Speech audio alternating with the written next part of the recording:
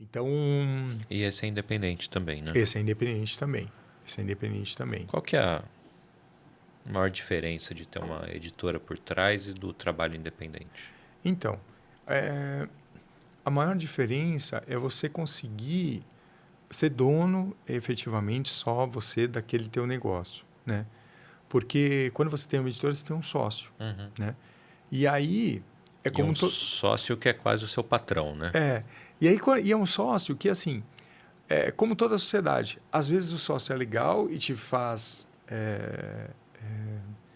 melhorar, vender mais, acontecer, sabe?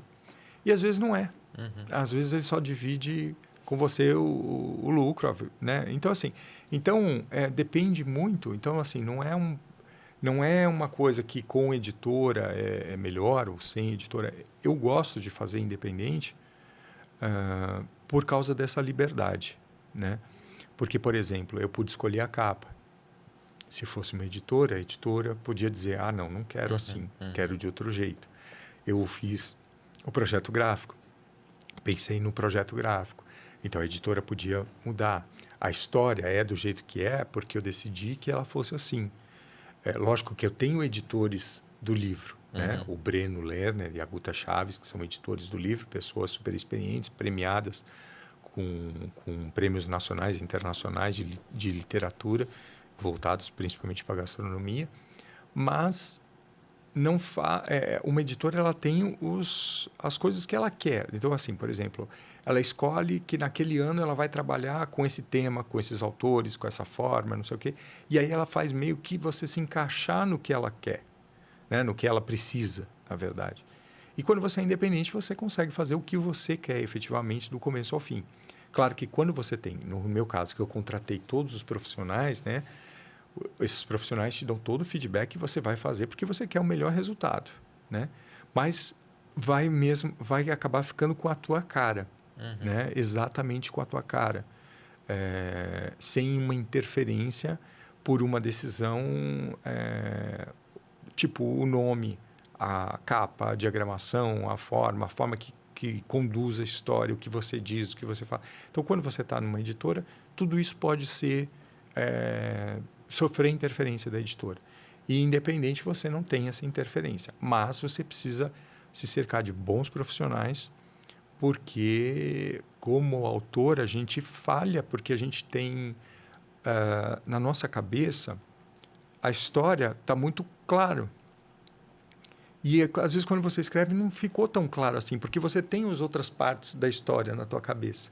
E aí um editor, um revisor, eles vão te dar uma dimensão e falar assim, mas espera aí, o que você está querendo dizer com isso? Espera aí, você falou isso, aí depois você foi para isso, e nesse meio do caminho, né? Aí um revisor chega e fala assim, mas você escreveu isso, aí você... eu falei, teve um revisor muito bacana nesse livro, eu falei para ele, me deu um trabalho danado.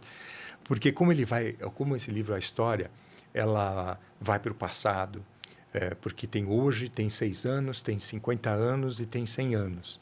Ele vai passando por esses períodos, porque para mostrar como as pessoas chegaram onde chegaram, porque as coisas são do jeito que são e tal.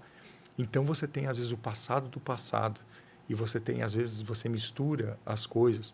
E aí, na revisão, essa pessoa é fundamental para deixar a língua portuguesa de uma forma que as pessoas, quando leem, elas conseguem entender. Peraí, então isso aqui está naquela época, isso aqui foi para essa época, e aí, pela própria linguagem. Né? E isso contribui demais no resultado. E que é uma coisa que o autor, ele não, com um revisor bom, ele não precisa se preocupar tanto com isso. Porque, às vezes, se você tem essa preocupação só essa, você perde em criatividade, você perde em escrita criativa. E quando você tem um revisor que você vai dar conta disso e depois ele vai dizer para você isso, aí você volta e você faz as alterações que ele te sugeriu, porque ele sugere, você aceita ou não aceita, mas ele vai te abrindo os olhos para outras coisas, né? Então, foi uma equipe muito, muito legal que me ajudou bastante. Então, a minha dica, se for fazer de uma forma independente, é uma coisa muito legal, mas que você precisa se cercar de profissionais bons para você ter um resultado final de qualidade, né? Porque uma editora tem todos esses profissionais e no livro final dela, ela preza também por essa qualidade. Isso na construção do livro, mas eu estou pensando aqui na parte comercial. O independente, o livro foi para o mercado, você tem um segundo problema agora, eu falei, preciso vender esse livro. Quando você está com a editora, isso é mais tranquilo ou não? Também tem essa pressão de vender o livro? Porque eu imagino, assim, o autor, né, o melhor cenário é escrever a história, tem uma equipe aqui agora que vai fazer o negócio vender. No independente é igual gravar esse podcast, né? Grava, edita, publica, faz corte, imagem. É igual o pato, né? Tudo mal feito.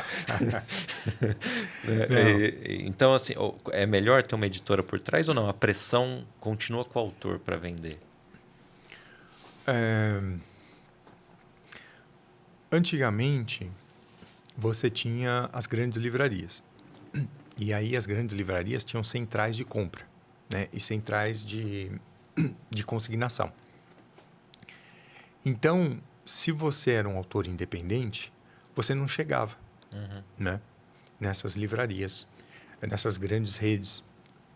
Só que com o tempo, hoje é bem diferente, né? Porque naquela época não haviam muitos autores independentes também. Ou você fazia com livraria, ou você não tinha, porque você não tinha estrutura. Né? Hoje, por exemplo, esse livro... Então, hoje tem uma empresa que faz a impressão desse livro sob demanda e vende para mim em todos os marketplaces. Então, ele vai para a Amazon, vai para tudo quanto é marketplace. A hora que você entrou lá e fez o seu pedido, a gráfica está imprimindo, mandando para o teu endereço e pronto. Então, não tem custo, não tem estoque, não tem nada. Legal. Não tem nada. E aí você ganha uma comissão a respeito daquilo, a gráfica ganha, a expedição se paga e tal, então tem tudo aquilo. Então, você tem um processo que é totalmente enxuto e que funciona super bem. Não muda nada, nesse caso, de você estar na editora A, B ou C. Porque quando você entra na Amazon, você está como todos os livros. Aí é claro que as estratégias das editoras podem te ajudar a se posicionar melhor e tal. Então assim, se você tem... Eu, como tenho muito tempo das mídias sociais e o contato com o público, já é o quarto livro e tal, então você já tem um público. Você já tem as pessoas que já compraram outros livros, que estão acostumadas e que te esperam a tua nova história e tal. Então, você vai construindo ao longo do tempo, né? Então, e no final das contas, quem vai vender é o autor, né? A editora pode fazer o trabalho de publicidade e tudo, e pode até fazer aparecer mais, mas se um autor pegar uma assessoria de imprensa, por exemplo, né? Se ele começar a trabalhar campanhas e tal, ele consegue fazer esse mesmo trabalho, né? Então, hoje, hoje tem muitas livrarias pequenas, onde você chega para o dono da livraria e fala, vamos fazer uma sessão de autógrafos? Aí a gente racha o lucro nesse dia, né? E espaços. Eu fiz, por exemplo, na Leblé, que é uma padaria, por causa dos pães, né? Dos pães e tal, do cheiro do pão que eu queria.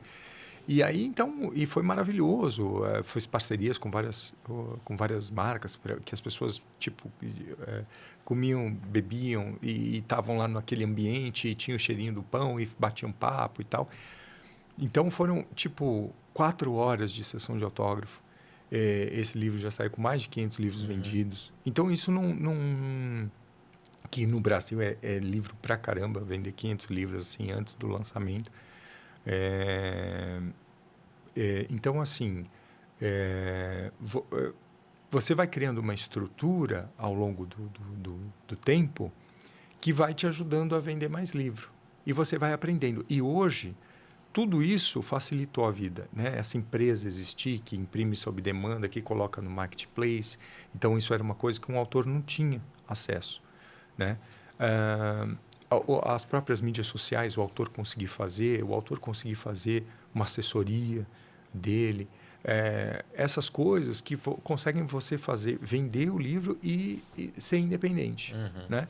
Claro que, assim, você não tem as editoras, principalmente as grandes editoras, né? Elas têm uma grande estrutura para te ajudar, e aí, só que elas têm muitos livros para fazer isso. né?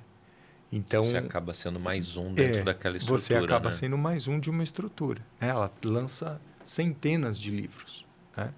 Então, o departamento dela de comunicação, ele está trabalhando o seu e mais 99. E o seu, quando você está fazendo, você está trabalhando o seu, né? E você está construindo um caminho ali, ao longo do tempo. E, nesse caso da editora, se ela faz uma parceria... Porque, assim, quando você já tem um reconhecimento e de repente fecha com uma editora, pode ser uma coisa muito legal. Mas, quando você está começando, é um jogo de forças que é muito... pende muito para o lado de lá e não para o seu, né? Então, eu acho que tem as vantagens e desvantagens dos dois lados, mas antigamente você não tinha a possibilidade de ser independente. E hoje você pode tranquilamente ser independente, ter toda a estrutura que uma editora te dá, vender em todos os marketplaces, fazer impressão sob demanda, imprimir, sei lá... eu imprimi para a minha sessão de autógrafos no início, foi 700 livros. Você pode imprimir 50, você pode imprimir, sabe? 10, sabe? Dependendo da tua escala, lógico, tem toda essa questão de preço e tal. Mas você pode, hoje, fazer uma coisa que antigamente você não podia, né? Antigamente, tipo assim, quando você ia fazer uma tiragem, era gráfica, não gráfica digital, gráfica no sistema de impressão analógica e tal. Então, não era vantagem fazer menos de 1000 livros. Né? Já tinha que começar com a tiragem lá em cima. Exatamente. Né? Então, o Sexy, por exemplo, quando começou, que eu tinha lá atrás, era 3.000 livros a primeira. E aí vai, né? Então, para um independente, fica difícil. Né? Aí você precisa de uma editora, porque esses 3.000 livros foram impressos e vão ter que ser guardados, e vão ter que ser distribuídos, e vão ter que chegar nas livrarias. Então, é uma... E hoje não, você consegue fazer tudo sob demanda. Além disso, hoje você tem formatos digitais, né? Kindle, Sim. e-book, enfim. Mas acho que para o autor o papel é insuperável, né? Tem a parte romântica do papel, né? E muita gente prefere. Assim, hoje, até as vendas de Kindle, essas coisas estão aumentando. Também é uma forma. Eu tenho a minha página de autor na Amazon, onde já tem... Esse ainda não tem o e-book, mas o Sexy 1 e o Sexy 2 já tem o e-book para as pessoas poderem... Tanto quem é assinante do Unlimited, ou para quem quer comprar separado. Então, eu já tenho lá. E agora, essa semana que vem, no máximo, eu já estou subindo desse livro também. E aí a Amazon deixa você criar a tua página de autor, aí você mesmo vende direto com a Amazon, no caso dos e-books. A Amazon também, se você cadastra para participar dos assinantes poderem ler o livro, ela vai te pagando por página lida, todo mês, ela vai te pagando quantas páginas foram lidas naquele mês dos leitores.